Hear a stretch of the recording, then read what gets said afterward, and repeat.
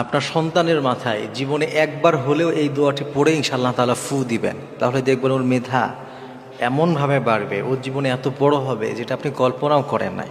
Life অন্তত একবার হলেও এটা আপনার করা উচিত, কারণ এই দোয়াটি নবী সাল্লাল্লাহু আলাইহি ওয়াসাল্লাম করেছিলেন এমন একজন সাহাবীর জন্যে, যে ওই সাহাবী জগৎ বিখ্যাত সাহাবী হয়ে গিয়েছিলেন। এই জন্য এই দোয়াটা অত্যন্ত পাওয়ারফুল একটা দোয়া। এই পৃথিবীতে আপনি যত বড় বড় আলেম দেখেছেন কিংবা যত বড় বড় মুহাক্কিক, মুফাসসির, মুহাদ্দিস দেখেছেন, সকলের জন্যই তাদের বাবা মা, তাদের উস্তাদরা এই দোয়াটা করতেন। অসাধারণ একটি দোয়া। এই দোয়াটা ইনশাআল্লাহ জীবনে একবার হলেও করা উচিত।